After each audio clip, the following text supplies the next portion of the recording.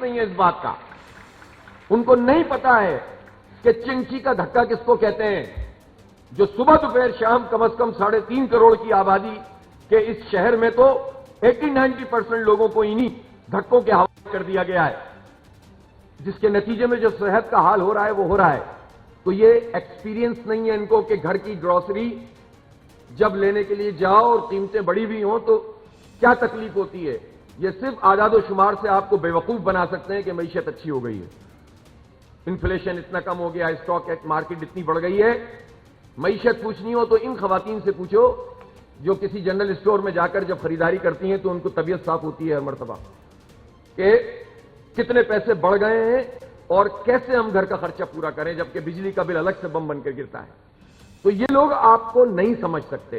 ایک فرسٹریشن ہے جو پاکستان کے عوام میں موجود ہے, لیکن لوگ یہ سمجھتے ہیں, لوگ ابھی بھی دھوکہ کھاتے ہیں, پروپیگنڈے کا شکار ہو جاتے ہیں. ذرائع ابلاغ کا پورا ایک آنسلاٹ ہوتا ہے جس میں پھر لوگ پھنستے چلے جاتے ہیں اور پھر کبھی کسی شخصیت سے وابستہ ہو جاتے ہیں اور کبھی جو ہے وہ کسی پارٹی کا سحر ان کے اوپر طاری ہو جاتا ہے. نظام نہیں بدلتا, حالات نہیں بدلتے. آپ کا چیلنج یہ ہے کہ آپ کو اس پورے سسٹم کو, اسٹیٹس کو توڑنا ہے. اس سسٹم کو توڑ کر عوام کی حقیقی ترجمانی کرنی ہے. ہم ان معنوں میں جمہوری جماعت ہیں اور ڈیموکریٹک فورس ہیں کہ ہم عوام کے ذریعے سے اپنی پارٹی اسٹرکچر کو بھی بڑا کریں گے اور انشاءاللہ تعالی ایک انقلاب بھی لے کر آئیں گے انشاءاللہ. تو اس کے لیے تیاری کیجیے. دوسری بات, جماعت اسلامی کے بارے میں دوسرا تاثر یہ آتا ہے کہ یہ ایک ایسی پارٹی ہے جس طرح اور ریلیجیس پارٹیاں ہوتی ہیں, مذہبی جماعتیں ہوتی ہیں. اب مذہبی جماعتوں میں بھی ایک بڑی تعداد ان جماعتوں کی ہیں جو مسلک کی بنیاد پر ہیں, فرقے کی بنیاد پر ہیں. کوئی بندیوں کی جماعت ہے, کوئی بریلویوں کی جماعت ہے, کوئی شیعوں کی جماعت ہے, کوئی اہل حدیث کی جماعت ہے, کوئی اپنے آپ کو اہل سنت کہتا ہے, کوئی. تو اس طرح خود اسلام میں بھی ایک ایسا سیٹ بنا لی ہے.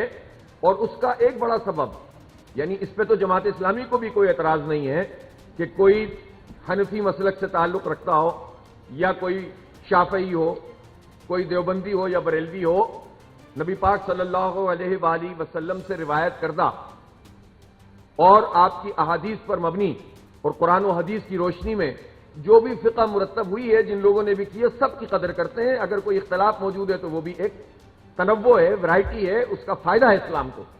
یہاں تک تو مسلک صحیح ہے اور اس کی عزت کرنا, احترام کرنا درست ہے. لیکن مسلک کی بنیاد پر دکان لگا لینا, اس کی بنیاد پر پارٹی بنا لینا, اس کے نتیجے میں دوسروں سے نفرت سکھا دینا, یہ تو دین کے لیے زہر قاتل ہے.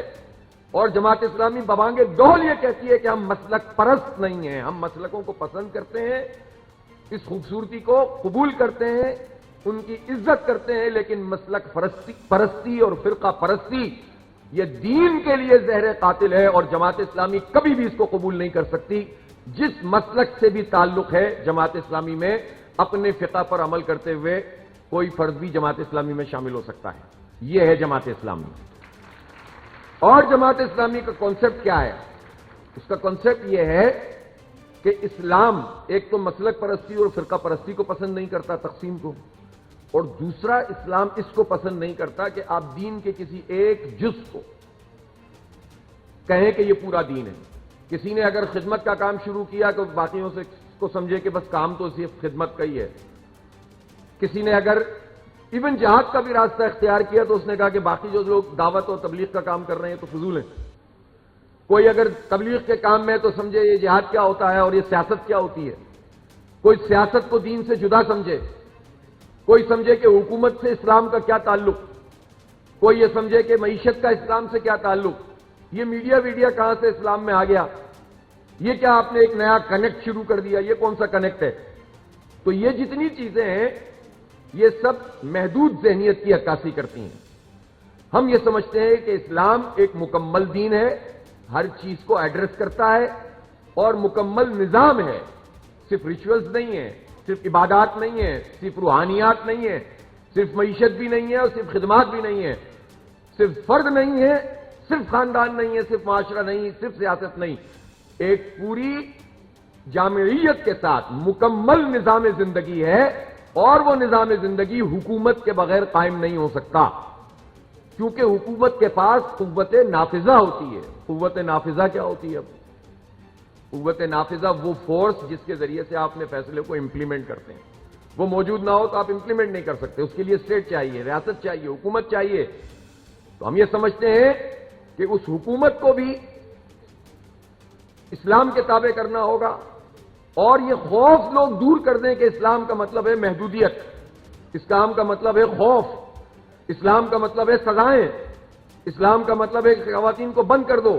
یہ تاثر جس نے بھی بنایا ہے وہ اسلام دشمنی پر مبنی تاثر ہے. اسلام تو آزادی دیتا ہے، مشورے میں سب کو شریک کرتا ہے، سب کے حقوق فراہم کرتا ہے، چور کے ہاتھ کاٹنے سے پہلے چوری کے راستے بند کرتا ہے، لوگوں کو حقوق فراہم کرتا ہے، امن دیتا ہے. یہ ریاست کی ذمہ داری ہے امن دینا، یہ ریاست کی ذمہ داری ہے تعلیم دینا، یہ ریاست کی ذمہ داری ہے کہ ہماری بچوں اور بچیوں کو تحفظ دے. جب یہ سب دو اور پھر بھی کوئی ظلم کرے گا تو اس کے ہاتھ پکڑے جاتے ہیں. تو یہ ایک ہمارا دین کا پورا کانسیپٹ ہے، اس پر جماعت اسلامی موجود ہے. تو میں نے یہ کیوں تمہیدی گفتگو لمبی کی ہے کہ جماعت اسلامی سے وابستہ کوئی بھی فرد اگر پارٹی کے کو جوائن کر کے کام کر رہا ہے، اس کا والنٹیئر بن رہا ہے، اس کا سوشل میڈیا ایکٹیوسٹ بن رہا ہے، تو اس کو یہ بات اچھی طرح سمجھ لینی چاہیے کہ وہ معروف معنوں میں ہمارا کوئی کمپٹیشن کسی نون لیگ، کسی پی ٹی آئی، کسی پی پی سے نہیں ہے. وہ بالکل اپنی نہاد میں الگ کانسیپٹ رکھنے والی پارٹیاں ہیں، اور جماعت اسلامی ایک بہت بلند تر ہدف رکھنے والی جماعت ہے، اور ہم اس کام کو جنت کے حصول کے لیے کرتے ہیں، اپنی ذات کے لیے نہیں کرتے، اپنی دنیا بنانے کے لیے نہیں کرتے. دنیا تو خود بخود اللہ تعالیٰ عطا کر دے گا انشاءاللہ. آتش نیوز پاکستان کے سب سے بڑے نیوز نیٹ ورک کا حصہ بننے کا سنہری موقع. ملک بھر سے درج ذیل آسامیوں کی ضرورت ہے. Bureau chief, deputy bureau chief, video editor, city reporter, تحصیل reporter, district reporter, crime reporter, press reporter, نمائندہ، نامہ نگار. Chief executive Syed Jamshed Bukhari. مزید معلومات کے لیے ان نمبرز پر رابطہ کریں.